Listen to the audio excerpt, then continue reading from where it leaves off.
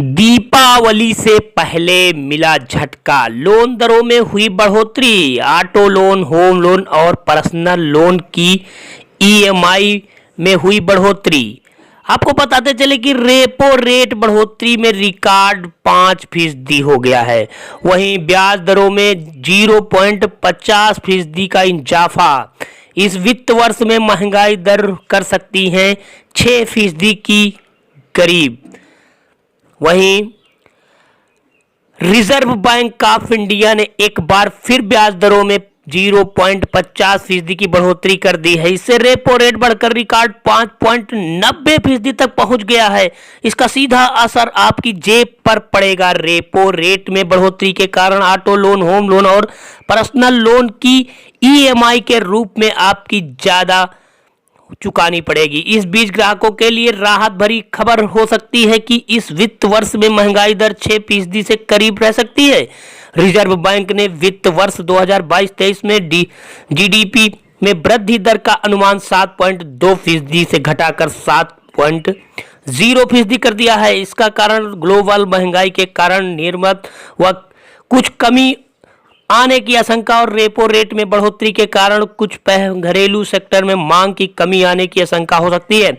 हालांकि इस वर्ष पूरे देश में पहले बारिश की कमी, बाद में ज्यादा बारिश के कारण फसलों में हुई नुकसान के कारण ऐसे हुआ सकता है कि तेज महंगाई जूझ रही है। दुनिया भर की सरकारों ने महंगाई की कमी लाने के लिए रेपो रेट बढ़ाने का नुस्खे को आजमाया है। इसके पहले अमेरिकी और यूरोपीय देशों की सरकारों ने अपने यहाँ रेपो रेट में बढ़ोतरी की थी। अमेरिकी ने हाल में ही रेपो रेट में 75 बेसिस पॉइंट बढ़ोतरी की थी। इसके भारतीय रुपये को दबाव बढ़ रहा था।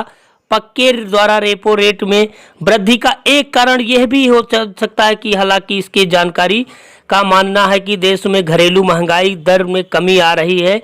इजाफा त्योहार की सीजन देखते हुए मांग को बनाए रखने के लिए बढ़ोतरी का 1 महीने के करीब टाला जा सकता है। रेपो रेट में बढ़ोतरी के कारण ऑटो और होम लोन महंगे हो जाएंगे। इससे वे लोन क्षेत्रों में निवेश करने से पीछे हट सकते हैं जो कोई मिड रेंज की गाड़ी खरीदना चाहते थे या नए भवन की खरीद की योजना बना रहे थे। इससे इन सेक्टरों की मांग में कमी आ सकती है।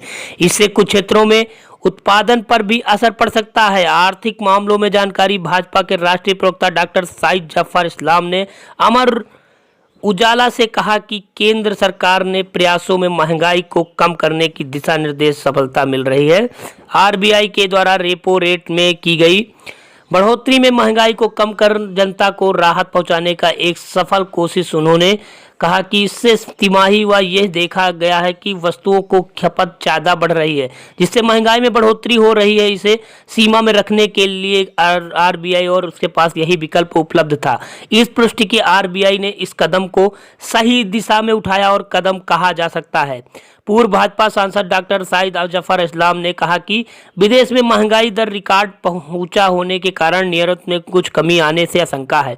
इससे कारण जीडीपी में वृद्धि से कुछ कमी आने की आशंका जताई गई है, लेकिन उन्हें उम्मीद है कि अपनी कीमतों में गुणवत्ता के कारण भारतीय उत्पादों को निवेश मांग बनी रहेगी जिसका लाभ अंतर्राष्ट्रीय निर्यातों को मिल रहा है सकता है।